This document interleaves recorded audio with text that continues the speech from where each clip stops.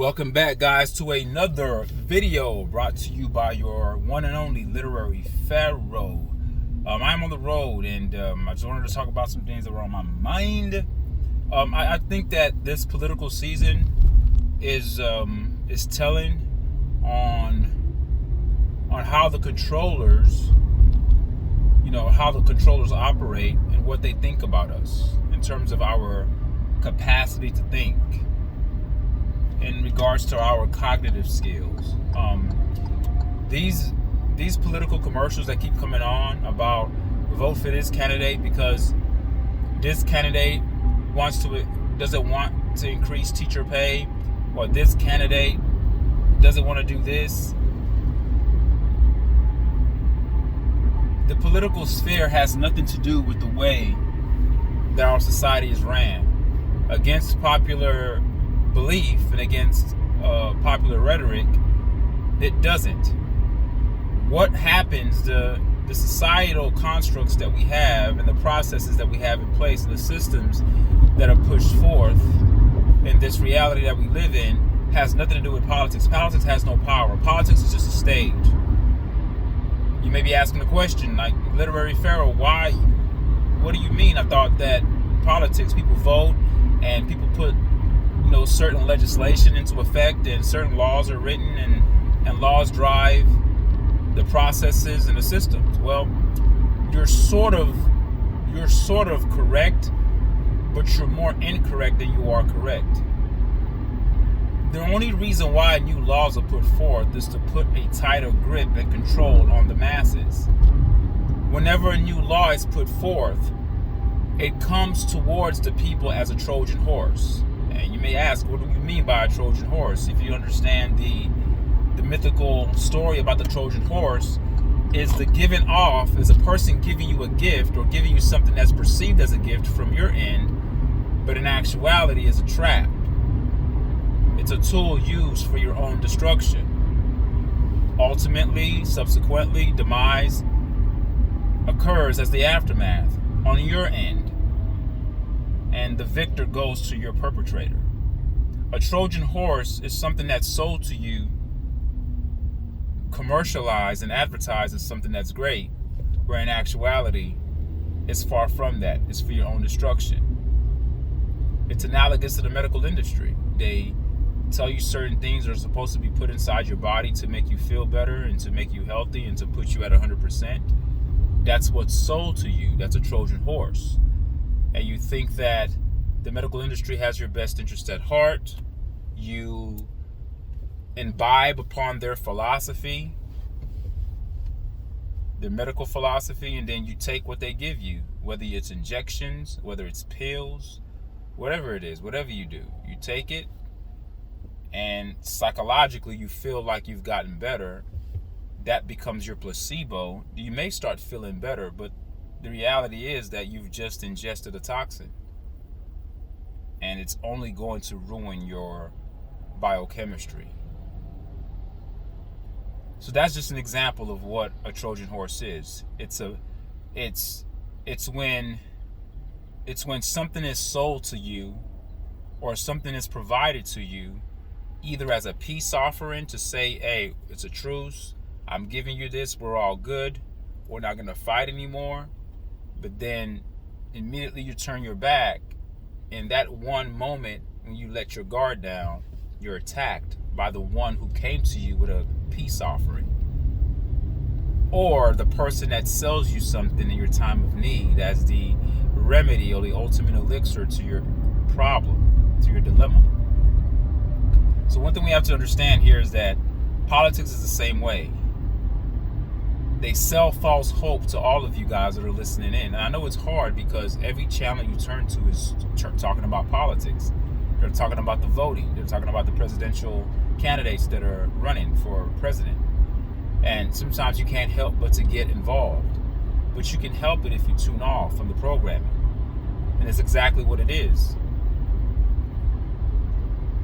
Our intelligence is being insulted on a daily because the controllers, the CIA operatives, and the extraterrestrial minds that are behind this entire operation This is not just human beings doing this. I've told you guys many times before that we are a part of an elaborate experiment. Psychological tests are being ran on us daily. The medical industry are putting out certain medicines that are supposed to remedy certain ailments, but it's not for the remedy of ailments. It's not for the remedy of any diseases.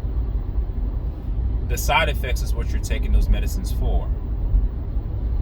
You say, what do you mean? Well, when you see those commercials on television and they have the people dancing and it's colorful, they have nice music, and they're talking about how this particular drug is going to decrease this or take away this or limit this.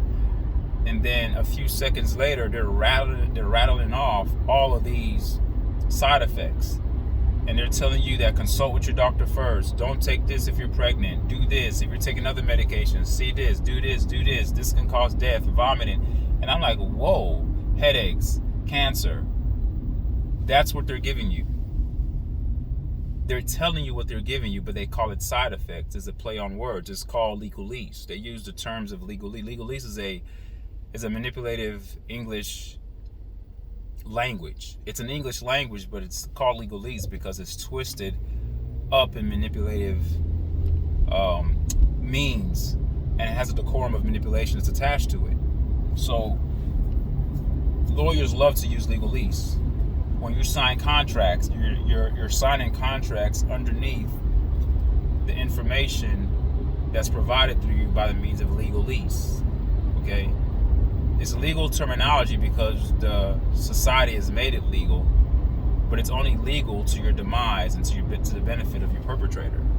So when they say side effects, in your head you're thinking, oh, it's just a side effect, but it shouldn't affect. No, that the purpose of the drug is the side effect, and it's not a side effect. That is the effect. Okay, let me give you an example. If I'm eating fruits and vegetables, and I'm eating on nuts, and I'm eating on a strict regimen that doesn't involve anything that's processed, that doesn't involve ultra processed foods, that doesn't involve foods that are cooked with all these seed oils. If I'm eating healthy, the effect, not the side effect, the effect of me eating healthy is that I'm going to have clearer skin, more energy. I'm probably going to lose weight. I'm going to detox more, meaning that I'm going to be going to the restroom more often to poop out the toxins or to pee out the toxins.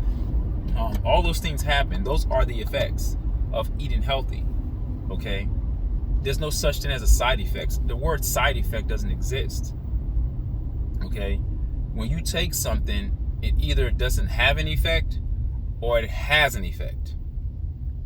Okay? So understand that. So when you watch those medicine commercials and they're rattling off 15 to 20 different side effects, that's the intention of the drug. But they have to mask it and tell you that it's made to heal a particular ailment, but here are the list of the side effects. They're poisoning you. But you idiots continue to go to the industry to get your medicines. They're poisoning you. That's not me lying. That's me telling you the truth. Medicines are toxins. If you can't eat that, why would you put that in your body? Some of those terms you can't even pronounce. But because you guys have given your brain away to the medical industry and you sold your soul to the highest bidder and say, hey, just take care of me. I have no brain. You think for me. Whatever I need to do, I just do it. That's the mind of a slave. Those are the operating mechanisms of a slave mentality. It simply is. The slave mentality is a person that lacks personal empowerment, that lacks the ability to self-motivate themselves to do anything for themselves. They are totally dependent on external forces or external systems. They're not independent, and they are afraid to be independent. They want the government to take care of them. They want to be told what to do.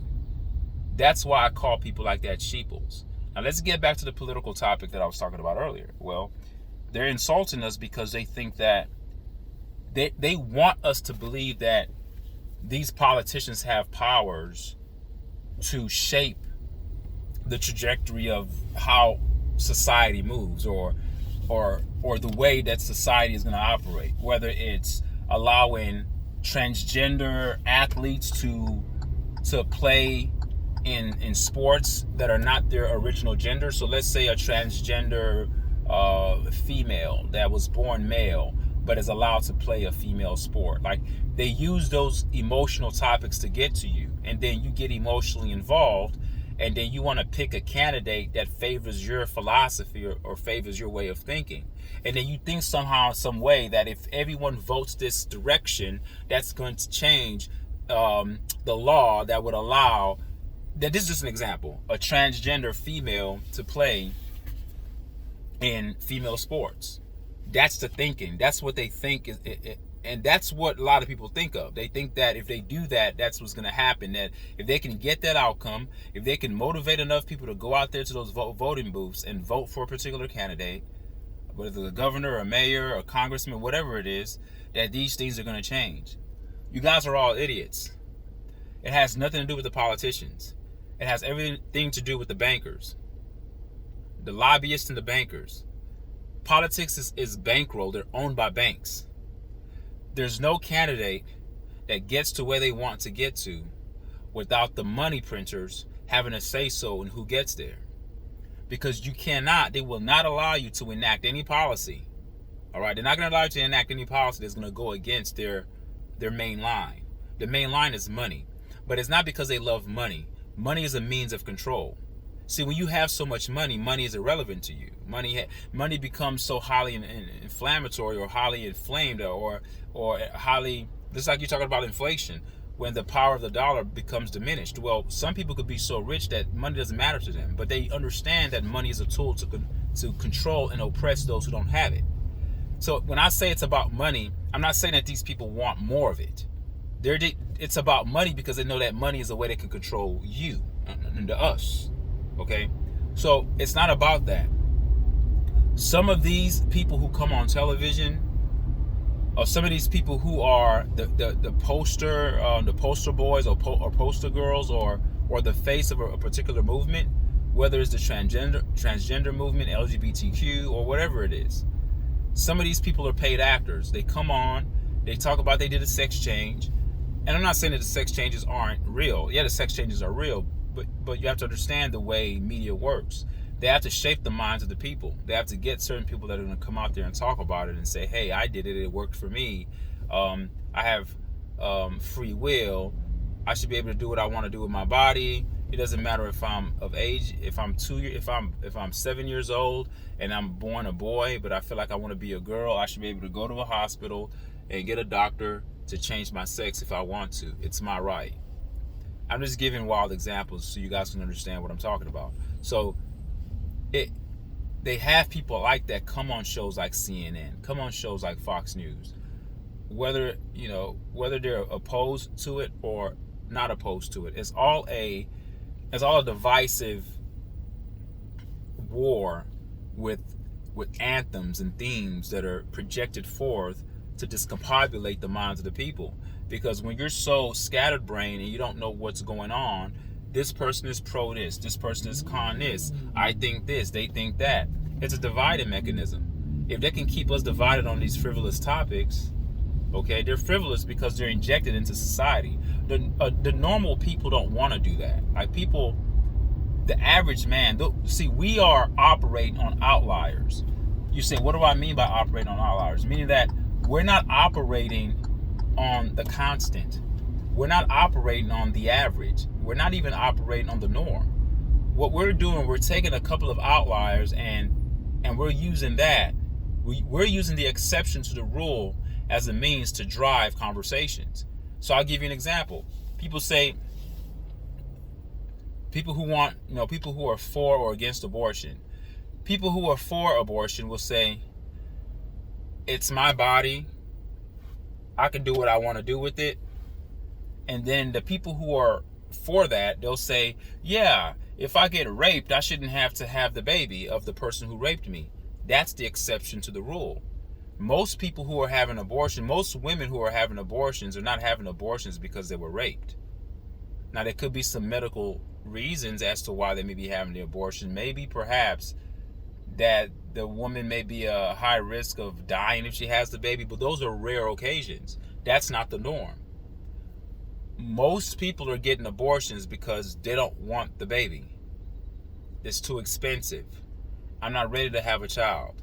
It's for selfish reasons. It's not because you were raped or you have some underlying medical reasons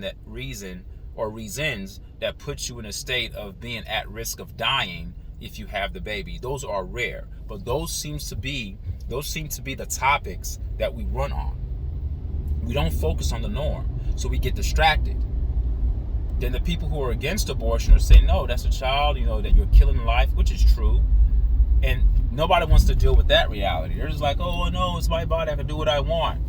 But then when the science proves that it's not really your body, you have another body inside of you, that baby that's conceived is actually a life, and that life deserves the right to live. Why are you making the decision to kill that child? When the science proves that, then they run to, well, if I'm raped, medical reasons. So the point I'm making is this. In politics and the issues that are put forth for people to argue about and talk about all day, I have coworkers who come to work, you better vote for Trump because this, or you better vote for Kamala Harris because of this. I'm looking at them like, you idiots. Like, they have no power. It's not about the topics. It's about dividing us, because as long as we're divided, we can never come together to find out who our enemy is. That's how you can remain blinded. Galactic law says you cannot be galactic law, the universal law, says that you cannot be forced to do anything against your will. But they're not forcing you to do anything against your will. They're just manipulating you. They're manipulating you so you can use your will based upon the manipulation they've put over your psyche. So if your psyche is manipulated, then your will is also equally manipulated, because you're operating from a false premise. All right, the foundation of everything that you're putting forth is based upon a faulty foundation, because you're thinking that somehow, some way, these political powers, these parties, Democrats and Republicans run things. They don't run shit. These things are made up. It's like when you were little kids. When we were little kids, and if you see little kids now, they like to play family, or they like to play house, or they like to play doctor. They like to role play. That's all this is. It's a simulation. Like, politics is not real. It's real in the sense that we can see it, we can hear them talk, but the power that we attribute to that realm, in terms of thinking they have the power to dictate and control things, is absurd. All politicians know each other. They're all friends. They're not enemies. It's a money grab. They put these people in positions because they are bought by bankers. I'm giving you an example. If in a natural sense, organically, if a politician came from the ground up, which will never happen, but hypothetically speaking, let's say a person who's genuinely sincere, and they don't have the political mind, they're not bought, they're not an actor, they're just a person that really believes in the system, and they want to get into enact change. The people, a lot of you guys think Trump is that way, but he's not. He's part of the system as well. But you can't tell that to people who are emotionally invested in this political garbage, because they feel like he's different. He comes to drain the swamp, and he's not like other politicians. You guys are idiots. He benefited off the same system that funds politics. He was already a millionaire. Like, he was already in cahoots with bankers already. He's actually probably much worse than politicians. But anyway, that's neither here nor there. So let's say, hypothetically, all right, a politician comes from the ground up. They really, really want to be in the realm of politics. They believe in the system. They believe that they can get in there and incorporate change. Okay? And they want to change the system. They want to make sure it's fair for everybody. Do you think the bankers and the controllers want it fair for everybody? The system of oppression is made to keep the rich on top. There's no Democratic policy that's going to make it fair for anybody. There's no Republican policy that's going to make it fair for anybody. It's just fighting. It's just arguing. It's just debating. It's banter. It's just going back and forth. It's an exercise in futility. It doesn't provide anything of value.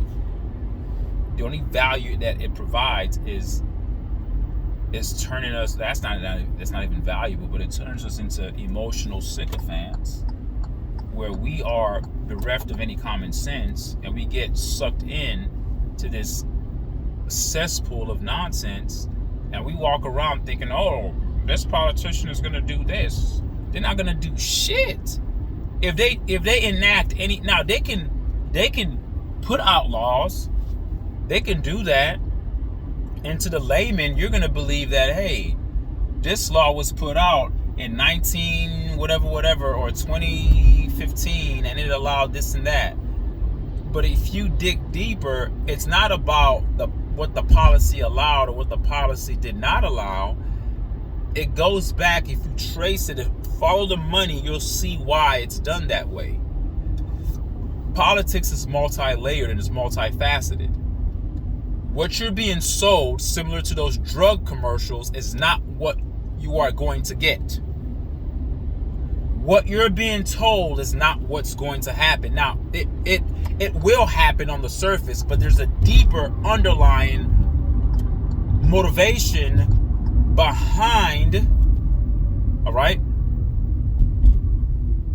behind the law, behind the statute. There's a deeper motivation. And the commonality with the motivation is that it's money driven.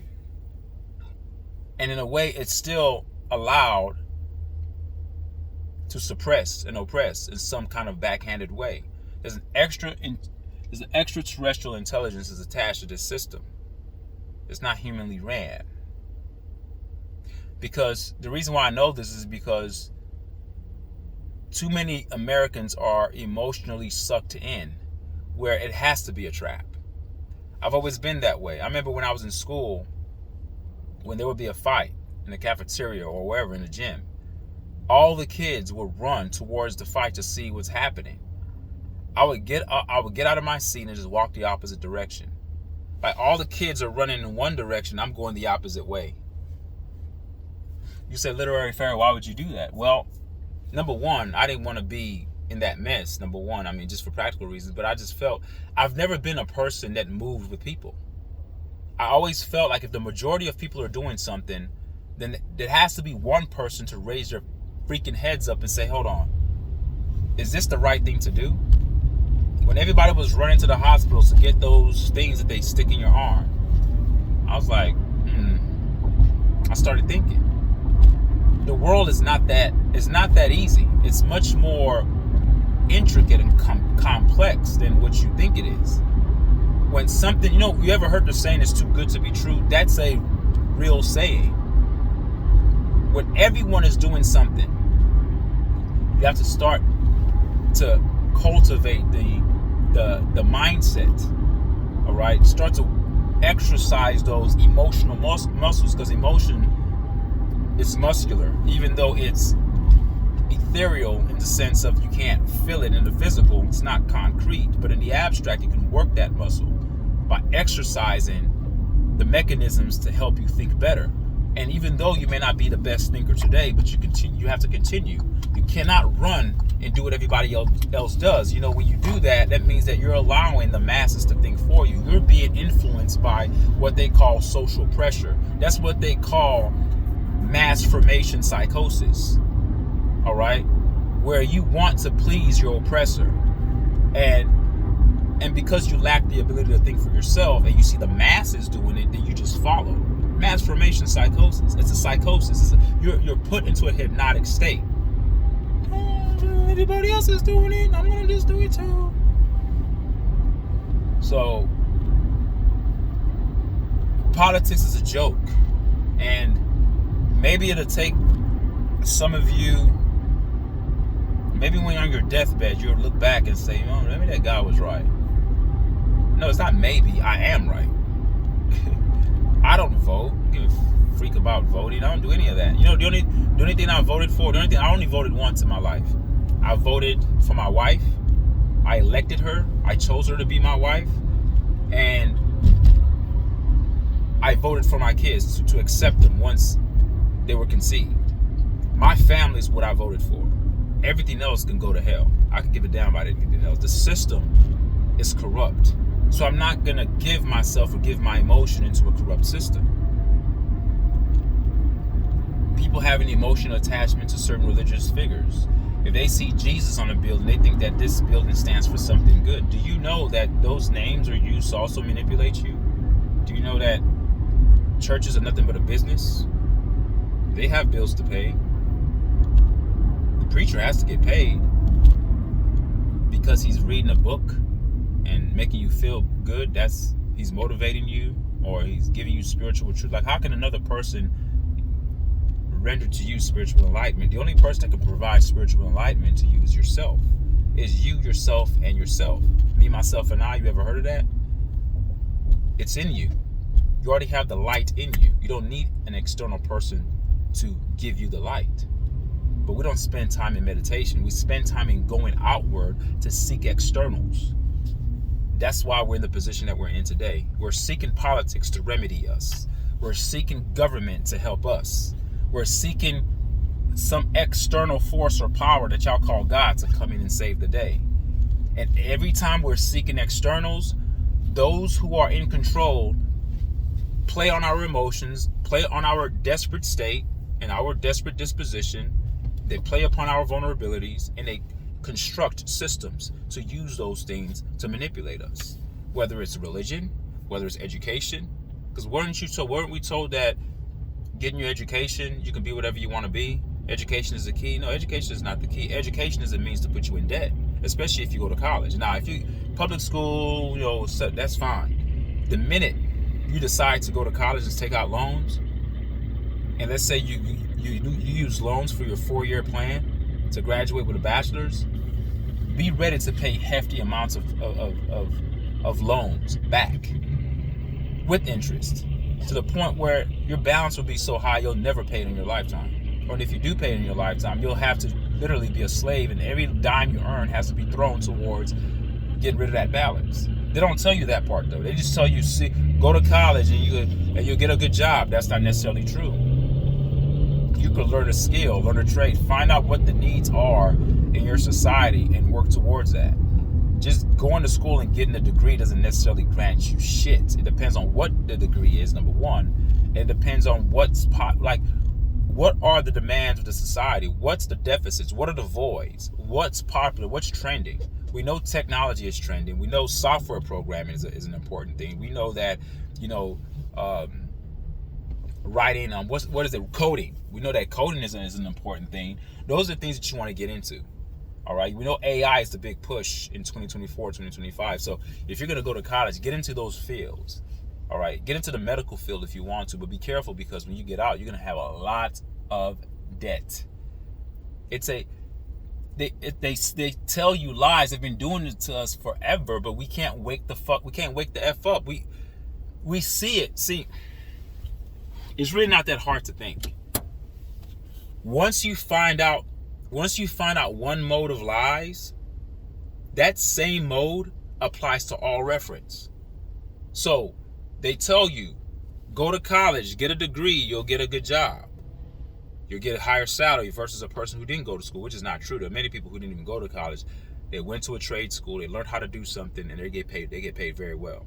But they have this push in schools and public education, which is nothing but indoctrination. They tell you, find a college, take your SAT, register to go to this college, register for this college, do this, do that. They're brainwashing you to get into the mode of being a slave. They're already brainwashing you by responding to bells, walking in lines in schools. I mean, if you look at some schools they're ran the same way as prisons. They're telling you what they're doing. We live on a prison planet, folks. This idea that you have liberty, we don't have liberty. Because if they give you liberty, then you really don't have freedom, because freedom can't be given to you. Freedom is just natural. If someone has to give me breath, then I'm not really free, because you're giving me the breath to breathe. I'm dependent upon you. You control everything. You understand what I'm saying? So the Statue of Liberty should be coined the Statue of Oppression. Liberty is a tricky word. It goes back to what I talked about earlier with legalese.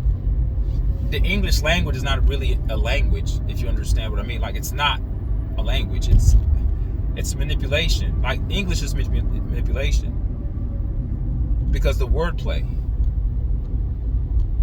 When you liberate somebody, you're only liberating somebody from a baseline. So I'm giving you an example. Let's say you're allowed to have 4 crackers, 4 cookies. Okay? You're allowed to have 4 cookies. But you're getting tired of always being allowed to have 4 cookies a year. You want more. Then the controller who controls the cookie distribution, he says, I'm going to liberate you to have a little more. I'm going to liberate you to have 8 cookies. Now, liberation doesn't have a number on it. Liberation is limitless. But the fact that there's a number put on it, you're not truly liberated. So you're not, in essence, free. Liberation is just a diluted form of oppression. It's diluted. It's still oppression. It's just a little bit diluted, so it doesn't have the same impact. So when you hear the term liberation, it makes you feel like I'm liberated. Yeah, you're liberated from one form of oppression, but you're entering another realm of oppression. But freedom shatters the mold. Freedom, true freedom, doesn't have any boundaries. But we are afraid of that word freedom because we think that we need to be controlled, because we've been told repeatedly that we're sinners, we're horrible people, we need laws to control. We don't need laws to control us. I believe that the majority of, again, we continue to operate on the outlier. We continue to operate on the exception, not the rule. The normal human being they're not going out there robbing and stealing and killing. But the people who get into trouble because they were robbing, most of these people are in areas that lack resources. But that's deliberately done. So everyone's fighting for resources in certain areas, in certain ghettos, in certain populations that are stricken with poverty. But that's done deliberately, though.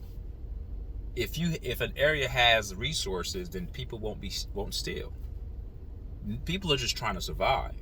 So whether you're in a natural prison or like a prison, or you think that you're free because you're outside of prison, you're both imprisoned. It's just that one prison is a little bit more strict.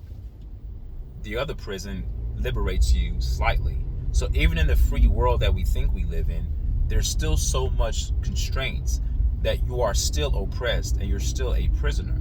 It's just that you've made up your mind and your psychologically, you've told yourself that you're free, but you're not really free. That's why they have to continue to put laws in place. They call them statutes because they're not really laws. They're called statutes. And that's the way you control people. And fear is always at the base of it. Fear of a disease, fear of a pandemic, fear of the flu, fear of influenza, fear of war, fear of a natural disaster. And the disasters are not natural, they're controlled. The fear is used as a means to control you, to put you in a certain position to get what they're trying to sell you. But they have to condition your mind first. And the best way to condition the mind of a person is to insert a degree of fear inside their psyche. And when you've done that, then you can actually manipulate them, because no one thinks logically underneath the realm of fear. Underneath the emotion and the frequency of fear, you cannot think rationally. Rational thinking is thrown out the window. It's pitch that shit in the garbage. You're not, because you're in flight or fight. And because we don't meditate, okay, then we're just operating off of our amygdala, going back to that parasympathetic response in us. Then we just respond based upon what we see happening, rather than responding on deeper thought, allowing the parasympathetic nerve receptors to kick in. But we don't tap into that realm. We don't. We're constantly seeking out. So we're being insulted every time they put on these commercials and about this politician wants to pay teachers more, or this politician wants to ban abortion, or this politician is pro-abortion, and they keep your mind in that retarded state. You never progress. The same, look, I'm old enough to remember decades ago, they're talking about the same topics. Taxes, abortion, paying teachers more. It's the same thing. It's like a revolving door. They keep you stagnant in that. We are lab rats, folks, and it's just a few people can see it. The majority of us don't see it, which is why we're going to continue to be controlled until the masses can wake the F up. But we don't. Not only we don't want to wake up, we get upset at people that try to wake us up. You know, I did a video a couple of days ago about who Oprah really is, and I've been knowing about Oprah for years. I just happened to do that video, and had somebody made a comment on my page about, oh, you're obsessed with her, you're a fool, you're an idiot, you should be sued. Oprah is 70 years old, she wouldn't do that, she's not. I'm thinking to myself, I didn't respond. I just thanked the person for contributing to my channel, because the person's rant was all emotional. If you read the message, if I read the message that the person wrote, you would think that was Oprah herself. Just the way the person knows Oprah. You would think the person knew Oprah on a personal level, because they're telling me that where's my proof? There's no evidence that I'm a fool, I'm weird, and I'm just internet guy. I have no life, and saying all sorts of things about me, but in my head, I'm thinking to myself, well, where's your proof that she didn't do that? Where's your proof that she didn't buy those sex tapes and using that as a way to blackmail people that are on those tapes? Isn't that a way to gain more power? Do you think that Oprah just got into her position of power because of her talent? And do you believe that the story of her being raped by her cousin or uncle is true? We know that stories are manufactured and narratives are forged in order to push a certain agenda. We understand that. That happens. TV has the ability to do that. That's not far-fetched. It happens. It's not that it can happen, it is happening. So, once the media has shown me a trend and a consistency of falsities and falsehoods, then I'm more likely to question anything that I hear from them. I'm more likely to believe the Inquirer. See, we've been bred and conditioned to believe that when you see information in the Inquirer, that's just false stuff. That's just made up stuff. But however, if you see it on the news, that's the truth. No, I'm not saying that everything on the Inquirer is true, but what I am saying is, don't dismiss most of the information that the Inquirer gives out. Again, it's a trick on the mind. It's to make you believe that one mode of information output is a clown show, it's a circus, it's entertainment, it's not real. But one mode is real, and believe that. No. As an individual, we have to start thinking for ourselves. You take all the information that's given to you and you try to make sense of it for yourself. Don't let the controllers dictate to you what makes sense or what doesn't make sense. That's the problem that I have with people. I'm not saying you don't even have to believe me. I'm not saying believe everything that I say, but I'm just imploring you as an audience, as a viewer, to start thinking a little bit outside the box. That it's bigger than politics. It's bigger than the Democrats, Republican, and it's bigger than the Jesus you believe in. It's not even about that. We are being conditioned. Our minds are being put into a certain mode of operation that allows us to continually be manipulated decade after decade after decade. There's nobody coming to save anything. There's much more going on than what's going on this planet. There are trillions of other planets and trillions of other life forms that exist. We're just one of many. We're not the only living beings in the universe. You'd be an idiot to think that. There's not one God of all.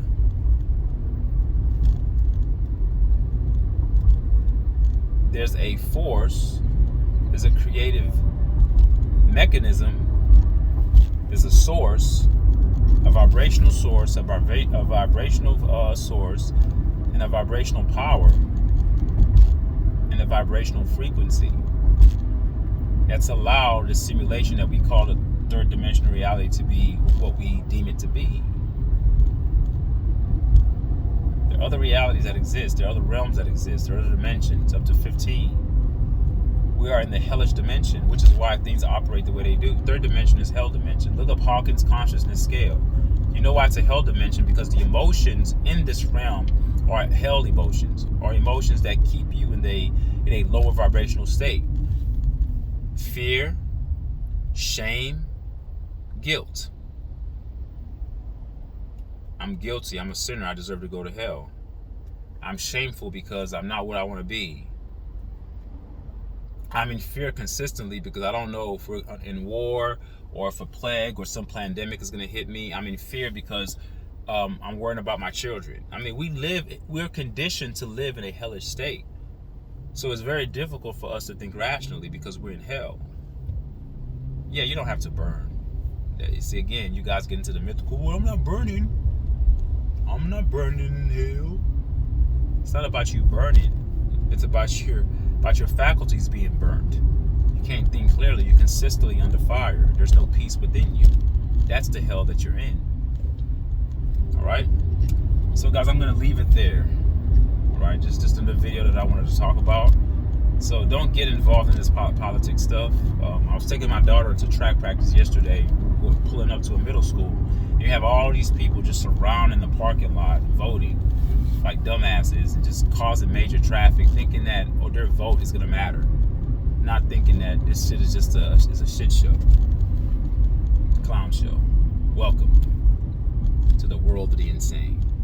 All right, thank you guys for listening. Again, leave a comment, tell me what you guys think, and always remember, guys, your health is your wealth. Peace.